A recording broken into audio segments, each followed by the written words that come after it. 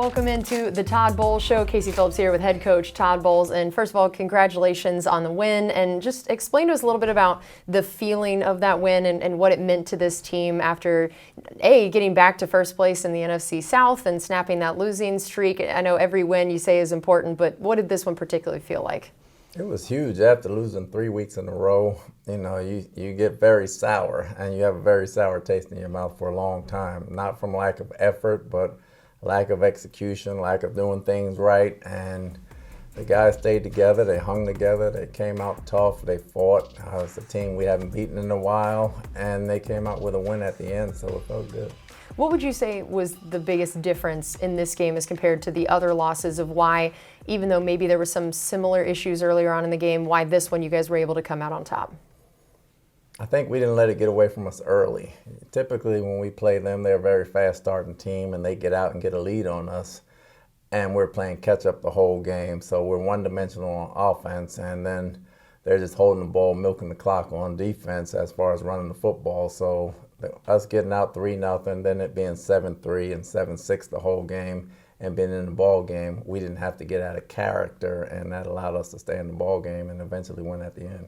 And Kade Otton, I just can't imagine how many things there are to say about this guy at this point. So he's got 2 clutch plays on the final drive, that big gain over the middle, of course, the game-winning touchdown, new career high in yards for him. To say that a rookie tight end is being called upon in such a big moment, why was he the guy that you guys felt like you could trust, Brady felt like he could trust, and just how impressive it is for a guy as young as him at his position to be making plays like that in such a clutch time? Nothing is too big for Cade. He's a very good football player, very smart football player. Comes from a family of football coaches with his dad and his granddad and everybody else. So he understands the game. The moment's not too big for him. His demeanor is so calming, like nothing affects him. He goes in to get the job done, and we're used to that. And we're used to seeing that every day. And it's hard because he's a rookie. You just don't get that from a rookie and have that type of composure, but we trust him completely. And Brady now has 55 career game-winning drives, which puts him one past Peyton Manning now for the most in history. What does he do best in those situations in particular? He's locked in. He's locked in. He understands what he has to do, where he has to go. It's just something that clicks, and it's hard to describe. You can't really describe it. You can see it on the field. You can see it happening when he's just going with precision. He's going here, he's going there, he's going there. And it's just a vibe he has, and he gives everybody else confidence when he does it. And, that's just what the great ones do. What did you see from him the rest of the game besides that game-winning drive? I thought he was locked in the entire night. We had some bad throws. They got a little bit of pressure. They only got 1 sack, which was a good thing, and we didn't turn the ball over against a ball-hawking secondary. That's pretty good for him, but we had precision throws. We had drives. Obviously, the one that got away from Scotty would have been big, but at the same time, he never flinched. He made every throw he could possibly make. I think he played a good ball game.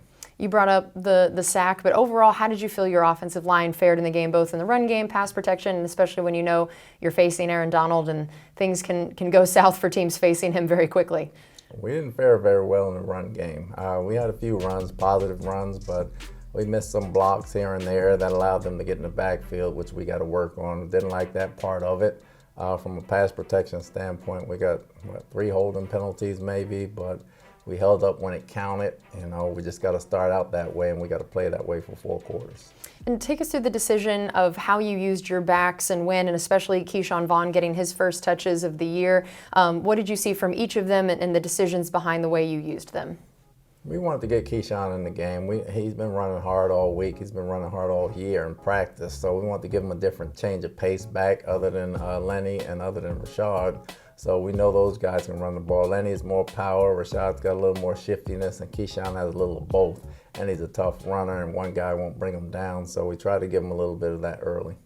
You mentioned Scotty Miller, and he was such an integral part of those last couple drives. He did have the drop in the end zone, but several other catches that helped you guys get to that point.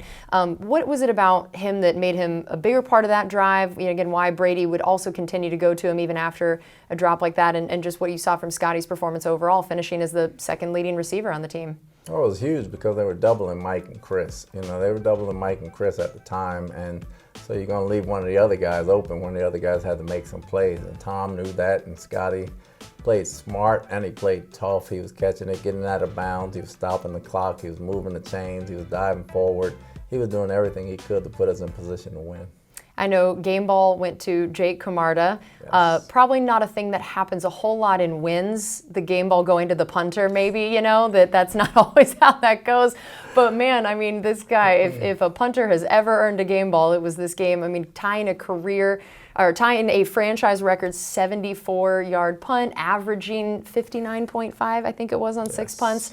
What did you see from him in this game, and just what he has meant to this team now at this point, with seeing the power in his leg and what that tells you guys can happen even when drives stall and he's standing on the goal line, that you know how easily he can flip that field? He changed field position. I mean, he kept us in the ball game. Every time they stopped us and he had to punt from back deep, and he punted over to return his head and change field position, that gave us a boost. That gave us a little bit more energy, and he kept doing it, and the guys kept downing the ball in there, and I thought that was huge for us to stay in that ball game.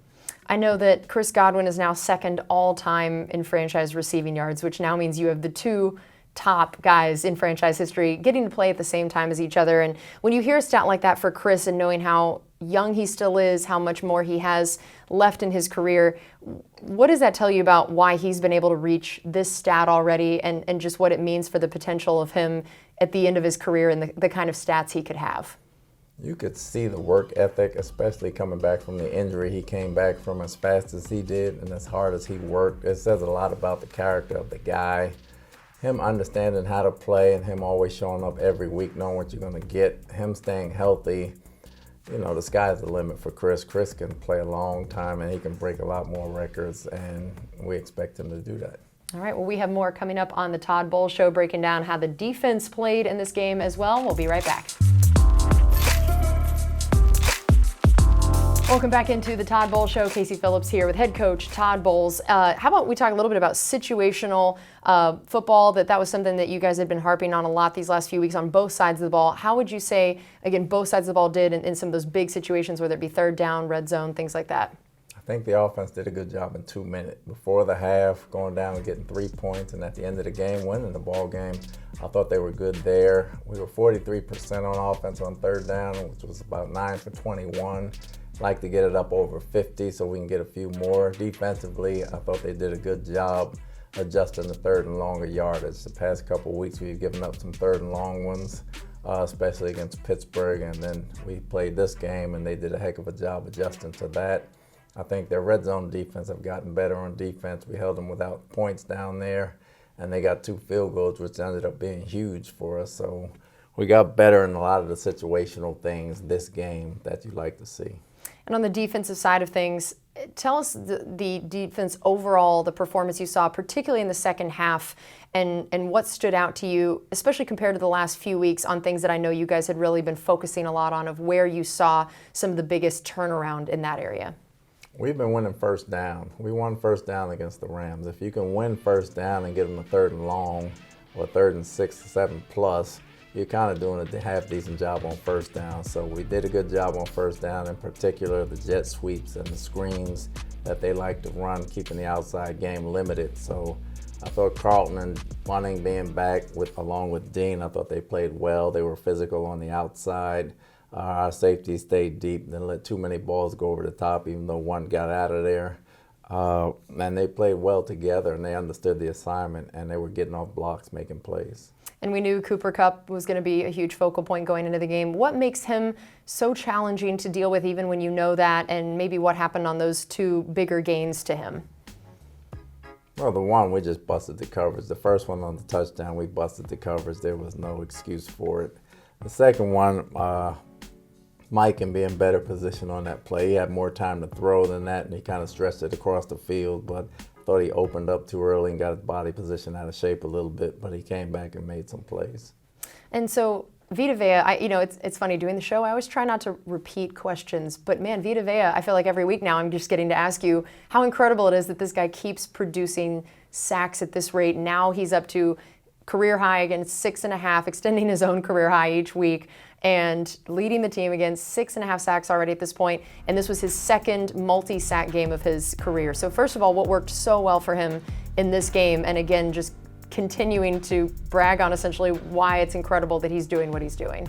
He came off the ball. Number one, he came off the ball. You know, he had his hands working. When he uses his hands and gets off the ball, he's tough to stop. You know, the problem is now he thinks he's Lawrence Taylor, and we got to get him to play the run again because he's going to jump around blocks. But he does a great job. He did a great job preparing all week. He wanted to lead by example, and he got out there and he played.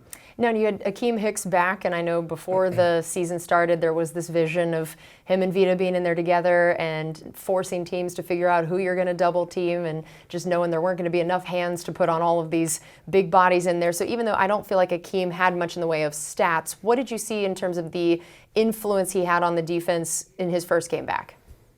Well, he made his presence known. You know, he helped everybody else make plays. Obviously, they singled Vita more and doubled him a little bit. So he got guys open. He got Logan off the edge. He got Joe and Avery and Nelson and Carl. He got all those guys some extra pressures by eating up double teams and taking on blocks. And we expect him to get better and better every week. You know, as you talk about some of those other sacks, I mean, Rakeem Nunez-Roches and Jannard Avery producing sacks. These are not names we have said a whole lot in the sack category. This was actually Nacho's first as a Buccaneer. So tell us about those two guys and the plays that they produced this game. Avery had a hustle sack. We expected from Avery, did not expect it from Nacho. Nacho has missed more sacks than he's made here. For him to throw a move and come clean and get a sack, I think that might be the single biggest play of his career. And he's not going to let me forget about it. So, yes. But it was great to see. Hopefully that spurs him on to get more. All right. Well, we have more coming up here on the Todd Bowles Show. We'll be right back.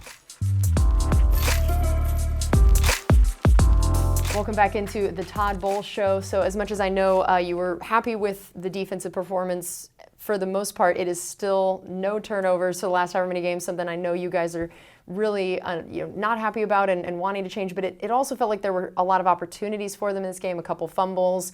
2 times I think maybe Levante and Joe Tryon-Shanka might have had a chance at an interception. Do you feel like it's just they're not quite bouncing the right way, or is there something that the defense isn't doing that you would prefer them do to try to produce more of those? Well, Joe and Levante, I feel like we dropped them. They bounced the right way. We just didn't catch the ball. I think we have to make tough catches. They got to throw them down at their shoes or something for them to make a great catch. But we got to come down with those. Those are game-changing plays.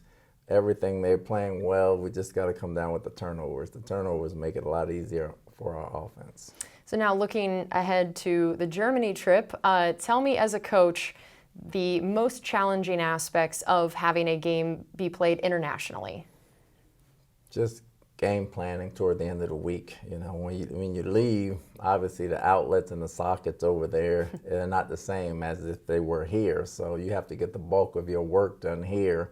So when you get out there, you just really have to meet and watch tape, and you don't have to go finding sockets to plug a whole bunch of things into and try to do extra work out there because it's going to be difficult to do.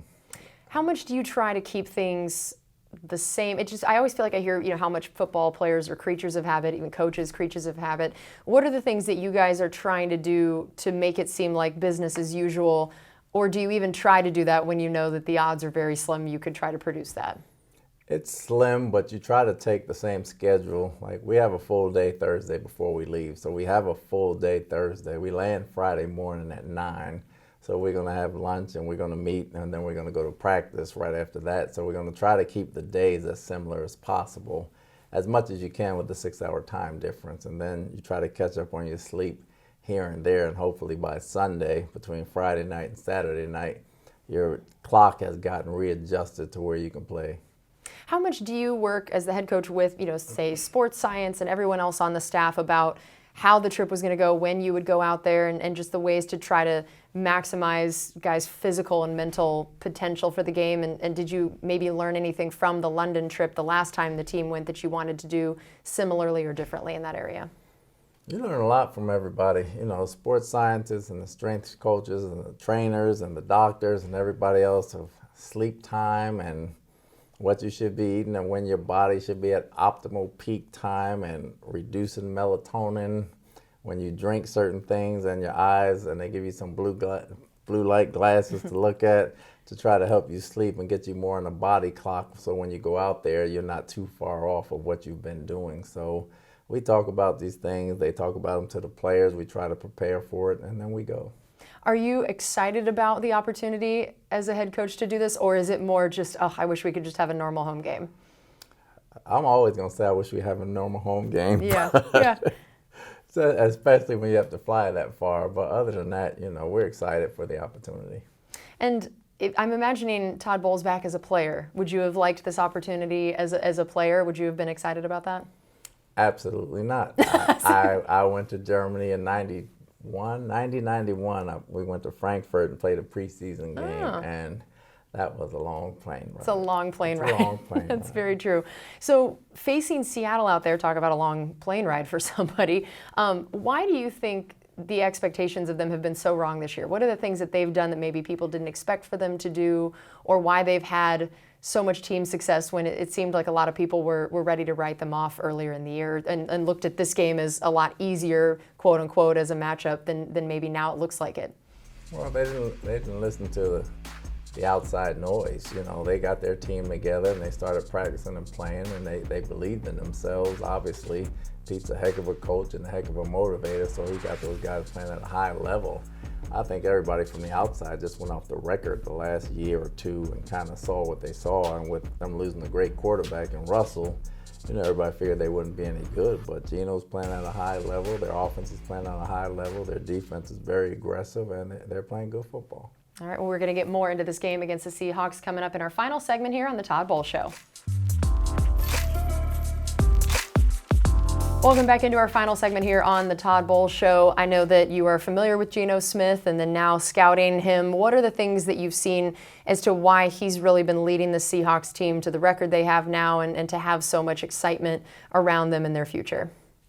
I think he's making all the right throws and right decisions. I think when he was younger, he wanted the big plays. Now he's making all the right plays. It doesn't have to be the big play. He's getting the ball to the playmakers, and he's letting everybody else play. Has great command of the offense. Obviously, he's doing a heck of a job. Tell me about some of the other guys on their offense that you're really going to have to look out for and some of the key matchups there. The two big ones are Metcalf and Lockett. Yep. Those two are the huge ones. Then you got Fant as the tight end, and they got the running back from Michigan State, Walker. So they have a very potent arsenal on offense that if certain guys can get the ball, Fant can flex out and go inside. They have probably two of the fastest receivers we're going to face this year, and they have a running back who can break tackles, so it's going to be a tough game. And how about on the defensive side of things for them and some of the key matchups there? They're a nasty team. They're huge up front. I think they get after it. They get after it very well. They have very long corners. Obviously, they got the kid from UTSA who does a heck of a job, and he runs a 4.2, 4.3, and he's 6'4". So they're gonna get in our face and press. We're gonna have to do a lot of work in press coverage, and we're gonna have to make some plays. And how about going against a Pete Carroll-led team? What does that tend to mean, and what does he bring as a coach? He brings a defensive mindset. He brings a lot of toughness. They're gonna have a lot of speed on defense. He brings an offense that's gonna pound the football, and then they're gonna throw it deep on you. And he brings a lot of toughness and character, and they play smart ball. They don't commit penalties. They play smart football. What do you think are the things you guys are going to need to do to ensure that this win, I know last week you talked about how certain plays can be contagious. What are the things that you want to see that has been contagious from this last win that carries over now to this next week to show that it wasn't a one-game difference, that there's been a shift on this team or change for moving forward? Well, that's got to be done by coaches and players. Obviously, it starts with me, but we got to have more execution. We playing good situational football. We just got to put it all together, and it has to be consistent. We can't be 1 week off, 1 week on. We got to be consistent in what we're doing, how we approach the game, and how we play the game. As long as we do that, the results will show on the field. All right, and I'm going to close with one ridiculous question, because I just feel like it's going to be fun to hear this from you. So the Powerball has been up to like billions of dollars. You win the 1.9 billion, whatever it was, lottery. What are you spending your money on? Absolutely nothing. Nothing?